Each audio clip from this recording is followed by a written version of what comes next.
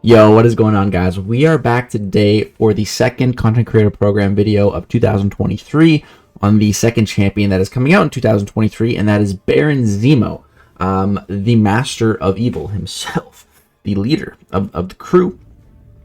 And he's got some very interesting synergies, 3 self synergies that he has, which is really interesting. And then some other synergies, some cool ones. This Boogie Uprising one is probably like one of the most unique synergies we've ever seen in the game. So that's cool. But no like super crazy synergies that I found that I really messed around with. The one with Phoenix sounds kind of cool to place an Incinerate, but I didn't even take it for a spin because I just wanted to see, his damage.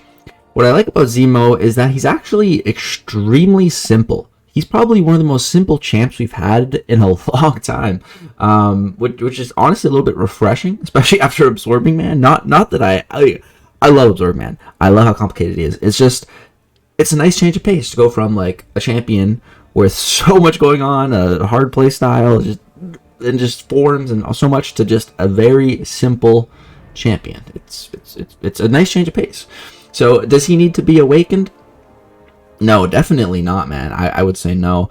The awakened ability would make him more annoying on defense for sure. It's gonna allow him to crit through the block and get an extra 1,000 critical damage rating at max sig, and then when intercepting heroes, you gain 1,000 critical rating. So definitely does not need to be awakened.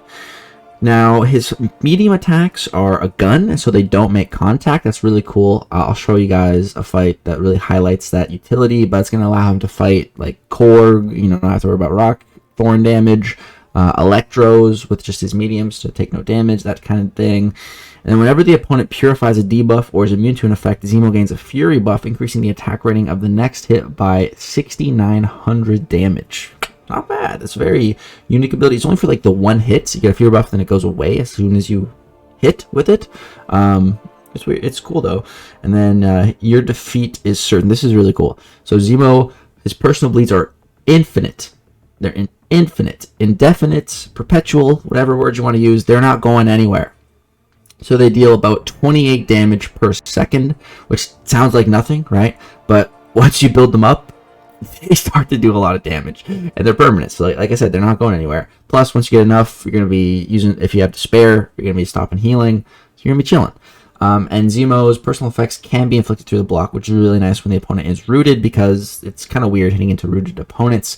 Now, how do you get your opponent rooted? Either you use a special 2, or you cleanse 5 debuffs. Simple as that. And then once you hit them in the root, that's where you apply the debuffs. And then you also want to throw a special one whilst they're in root, because you apply more bleeds, 5 at the end if they are rooted. And then your special 3 is for, once you build up a bunch of those indefinite bleeds, then you drop the special 3, and this attack gains plus 600 attack rating for each of Zemo's indefinite effects on the opponent is suffering, so debuffs or passives. And you can stack the bleeds up to 99. So you can really get a lot of damage. He's very, very simple. Let's go jump into some gameplay. Alright guys, so first fight, we're just jumping into my 6-star rank 4 Gore using a rank 1 5-star Zemo. This is like the practice. I just wanted to show you guys, that cleanse utility that he has. It's going to be nice against a champion like Gore here. Gore is really annoying. I hate fighting Gore. That's why I took him to rank 4 originally. I thought he's just annoying and a good defender. But he applies this with those debuffs throughout the fight. So boom, now he just got himself rooted. Now I throw the special 1. Boom, 15 bleeds. 16, 17, 18, 19, 20. 20 bleeds already. And 20 bleeds on a 6-star rank 4 is going to actually be doing quite a bit of damage, which you guys will see in a second against Winter Soldier. Of course, it's a rank 1 5-star against rank 4 6-star. Those bleeds are not going to be doing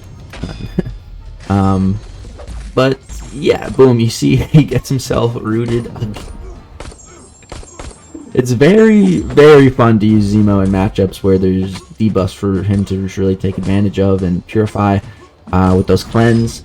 I think that's definitely some nice utility, but at the same time, as soon as you use all those cleanse, you see we have an armor up buff right now, and while we have that armor, we can't cleanse anything. So you got to bring it to the right matchups for sure. Now, I just want to show you this next fight here against an Electro real quick, just to show you guys that utility that Zemo's got. So just go mediums, and you're just hitting them with the Mauser. Is that a Mauser pistol? I don't know. It reminds me of a Mauser from Call of Duty Zombies Origins, like that gun. Looks like that to me. But yeah, you can see we're taking no damage from Electro, none of that Electro shock damage. It's just, I really love characters that have this utility just baked into their kit, like Omega Red. You know, his mediums do the same thing, and it's just really nice utility to have in case you get your back against the wall in like battlegrounds or something. Like, it's just nice to have that kind of utility to fall back on. So now let's go into some longer form fights. We're going to go Realm of Legends, Labyrinth of Legends, and then Abyss of Legends, because that's what I feel Zemo is definitely more meant for. He's definitely going to be good in other areas, like Alliance War, like Battlegrounds. I think he's definitely going to have a good presence there. But his bread and butter is the long form content, because you want to stack those bleeds to their maximum, which I said was 99. And once you get those 99 bleeds, your damage is bonkers. So when there's not a bunch of debuffs to take advantage of, this is the rotation you want to go for. You see I'm so close to special 3, just get close, drop that special 2. He's going to go ahead and get rooted, and you want to hit into him as much as possible.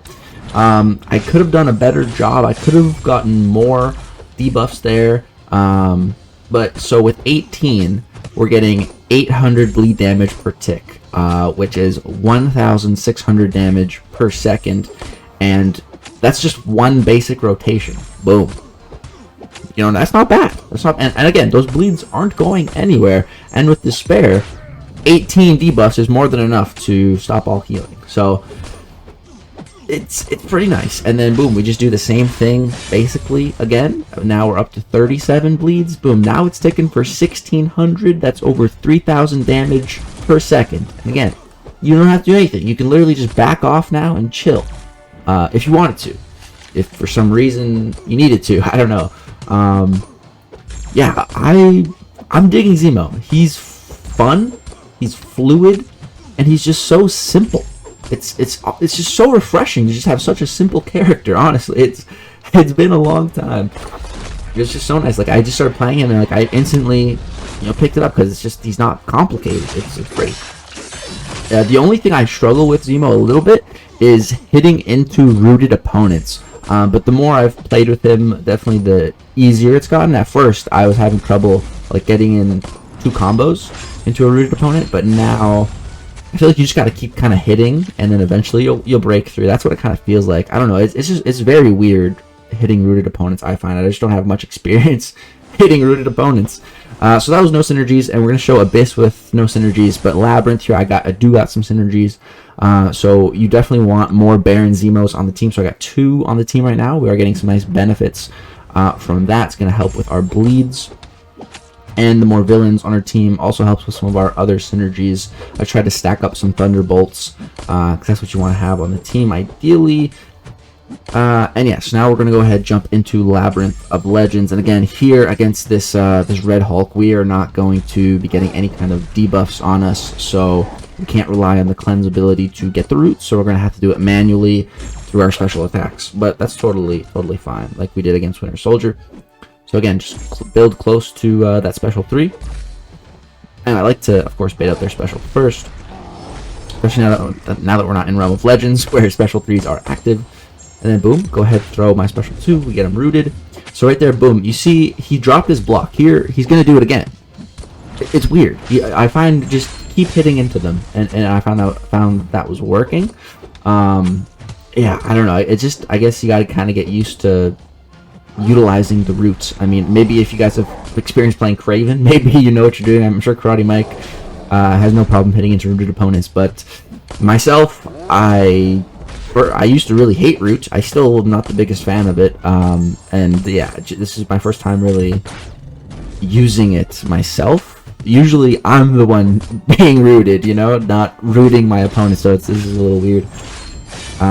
But yeah, that's the rotation. Special 2, root them, get some hits, then special 1, stack up so much. You can stack around like 20 bleeds pretty easily with one special 2 and one special 1 rotation. And that damage, you know, it really gets going. You can see our bleed damage is even more in this fight than it was in that against Winter Soldier, because we have the synergies now that those bleeds are just doing even more damage, which is really nice. And we're just stacking them up like it's nothing.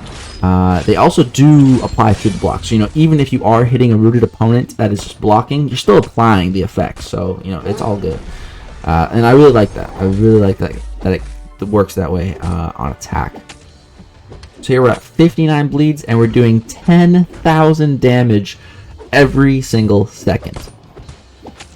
It's a lot of damage, dude. That is a lot of damage. It's just passive. You don't have to do anything after you get it. I really like that. I really like damage like that. And usually that type of damage has a bit of a caveat, which is usually you have to, you know, refresh it somehow. But not Zemo. He doesn't have to he doesn't have to do anything to refresh those bleeds, keep them going, nothing, you know? Like with Weapon X, you can get infinite bleeds and you can get them crazy, but you have to keep using heavies to refresh them, and it's not easy to maintain. But with Zemo, just chill. He's just doing his job. So by the time we max out the bleeds, essentially, I get to 98, he just dies. So like as soon as I finally built it to max, he's basically dead. Right there, boom, 98. And at 98, doing 8,867 damage per tick. And I'm just gonna let him bleed out. Goodbye, Red Hulk. See ya. Wow. I'm just having a lot of fun with him. And then I really wanted to test him in Abyss. I actually did this fight before the Realm of Legends and the Labyrinth Legends, actually. Okay, jumping into Abyss Invisible Woman now. Sorry, I had a little bit of technical issues. But yeah, so I did do this fight before I did the Labyrinth and Realm of Legends gameplay. So, and I really don't have that much playtime with Zemo either. And this fight is definitely an adjustment to rooted opponents and attacking into them. So you saw against Red Hulk, I was doing a pretty good job with it, hitting to a rooted opponent and building up my stacks fairly well. Not perfectly, but I was doing good. That's because here's where I kind of learned. So it's not always perfect here, but I'm learning. It is definitely a learning curve with this initial gameplay. But yeah, he is just absolutely incredible for this matchup because of all those exhaustion debuffs that Invisible Woman applies to us in her shielded state. It just allows us to trigger that root so often. You know, like against Red Hulk, we had to get to our special 2 to do that, but here it happens all the time. And so I got built up to my special 3. I eat a couple hits there as well. Always max out Limber, guys, if you are doing Abyss of Legends, or otherwise you can just get stun locked into Oblivion. Always have max Limber. You see right there, it saved my butt. But yeah, that special 3 did a decent amount of damage.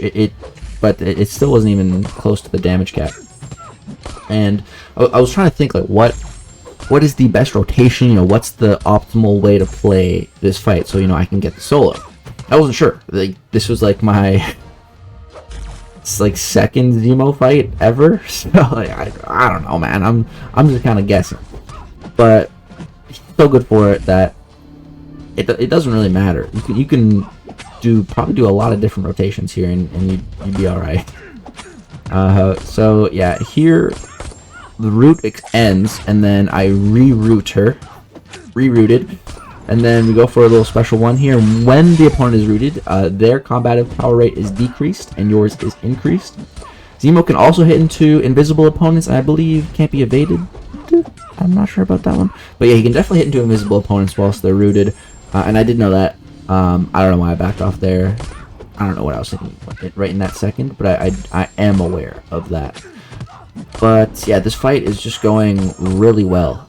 So right now I'm 1 cleanse away from rooting her, but since her shield phase is down right now, she's not applying any debuffs. And right there you can see that root was horrible. We barely touched her. That wasn't the best, but that's okay. It's okay, because I'm still learning the route, still getting better with it. And here we are going to stack up a bunch of bleed debuffs you guys are about to see. Boom, we cross 69, 2 special ones on this route. Boom, up to 80 bleed debuffs. That is doing, I think that's doing 5,000 damage per tick. Doing 500 right now, and then let's see, does it go to 5,000? Yeah, it goes from 500 to 5,000.